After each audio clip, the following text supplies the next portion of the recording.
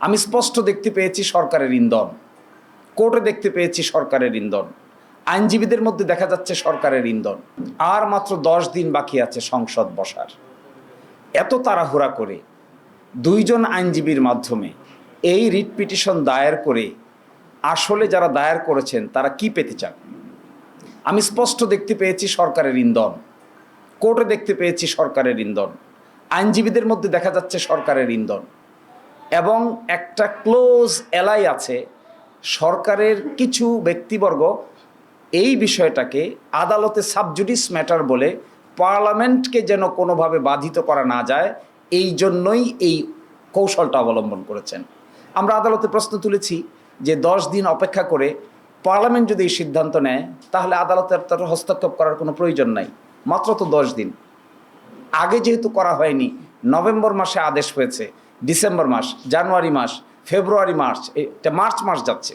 এতদিন যদি এটা চ্যালেঞ্জ করার প্রয়োজন না হলো তাহলে 12 তারিখ পর্যন্ত অপেক্ষা করতে এখানে অসুবিধাটা কোথায়?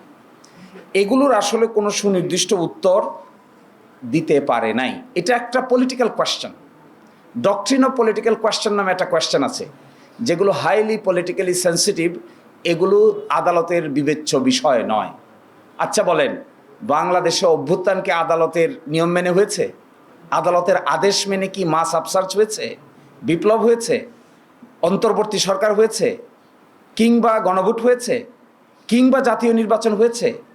এখন এসে দেখেন, খুব ইন্টারেস্টিং, জাতীয় নির্বাচনের পার্টটুকুকে চ্যালেঞ্জ করে না, চ্যালেঞ্জ করে শুধু গণভোটের পার্টটুকুকে। জাতীয় নির্বাচন তো একদিনই হয়েছে, পাশাপাশি ব্যালটে হয়েছে। আপনি যদি সেকশন 3 গণভোট অধ্যাদেশ সেকশন 3কে যদি চ্যালেঞ্জ করেন, আবার জাতীয় গণপরিষদ গঠন না করতে চান, তাহলে আপনি জাতীয় নির্বাচনকে চ্যালেঞ্জ করেন না কেন? জাতীয় নির্বাচন ঠিক থাকবে কিন্তু গণভোট ঠিক থাকবে না, জাতীয় নির্বাচনের ফলাফল ঠিক থাকবে কিন্তু গণপরিষদ গঠন করা যাবে না। এর অর্থ যেটি বোঝা যাচ্ছে, this two writ petitions are calculative and politically motivated writ petitions. এগুলো কোনো না কোনো জায়গা থেকে কেউ না কেউ একটা ডিজাইনকে ইমপ্লিমেন্ট করার জন্য সুনির্দিষ্টভাবে কিছু আইনজীবীকে ম্যানেজ করে they have taken this initiative. আদালতের সামনে এগুলো উপস্থাপন করে অতীতে আদালতকে ব্যবহার করে যে সমস্ত রাজনৈতিক সমস্যার সমাধান করার চেষ্টা করা হয়েছে সবগুলো বুমেরাং হয়েছে। This is a political question, has to be settled by consensus of the political parties. Political parties আলোচনার ভিত্তিতে সিদ্ধান্ত নিয়েছে, সিদ্ধান্ত থেকে সরে আসতে গেলেও পলিটিক্যাল পার্টিকে আলোচনার ভিত্তিতেই সরতে হবে। আদালতকে এখানে সাবজেক্ট ম্যাটার করে যিনি আজকে বিচারক ছিলেন, জুনিয়র জাজ, তিনিও এই সরকারের আমলে নিয়োগপ্রাপ্ত বিচারক। একটা অর্ডিন্যান্স হয়েছে, বিচার বিভাগে অ্যাপয়েন্টমেন্ট কমিশন গঠিত হয়েছে। এই কমিশনের আলোকে বাংলাদেশের হাইকোর্টে 2 সেট বিচারক অ্যাপয়েন্টেড হয়েছে। তার মধ্যে আজকে যিনি জুনিয়র বিচারক ছিলেন তিনিও এই আইনের অধীনেই নিয়োগপ্রাপ্ত বিচারক। অভ্যুত্থান যদি না থাকে, সরকার যদি না থাকে, জুলাই সনদ বাস্তবায়ন অধ্যাদেশ যদি না থাকে, গণভোট যদি না থাকে, তাহলে ওই মাননীয় বিচারক কিভাবে থাকবেন? কোন জায়গায় তিনি অ্যাপয়েন্টেড হবেন? Who will appoint him? This are the pertinent questions which are আনআনসার্ড।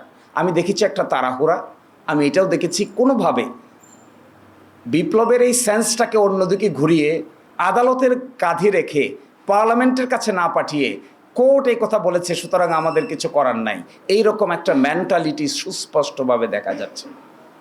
এবং এটাতে আমরা খুবই anxious. We are anxious in a sense যে this type of attitude will ultimately foil the whole scheme of the revolution. আপনি দেখেন, যারা বলছেন গণভোট বাতিল হবে তারা বলছেন না কেন জাতীয় নির্বাচনও বাতিল হবে? যদি পুরোটাই বাতিল হতে হয় তাহলে why not the national election? Why only the গণভোট? ওয়াই অনলি দি জুলাই সনদ বাস্তবায়ন আদেশ? মাঝখানে আরও 135টা অর্ডিন্যান্স হয়েছে, সেগুলো বাদ যাক, সবই বাদ যাক, ফ্রেশে শুরু করি। আবার আমরা ঘুরে 5ই আগস্টের আমরা আদালতে এই কথা বলেছি, যদি তাই বলতে চান তাহলে সব বাদ দেন। Let us go back before 5th August. 5th অগস্টের আগে ফিরে যাই, ওখানে গিয়ে দেখি না আমরা কোন জায়গায় ছিলাম। Let us start from there. 4th August থেকে স্টার্ট করি, তখন তো রাজি না। এর অর্থ কি? এর অর্থ হলো যেটা সুবিধাজনক এটাকে পিক করা হবে, যেটা অসুবিধাজনক এটাকে বাদ দেওয়া হবে, যেটা সুবিধাজনক এটাকে চুজ করা হবে, যেটা অসুবিধাজনক এটা থেকে নিজেকে সরিয়ে নেওয়া হবে। This is serious arbitrary activity of particular group of people. Should not be, no one should do this.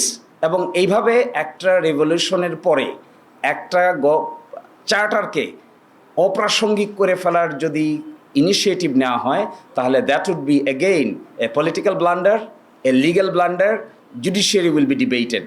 এবং বিচার বিভাগের উপরে এই বন্দুক রেখে এই ধরনের কর্মকাণ্ড করা সঠিক নয় বলে আমরা মনে করি।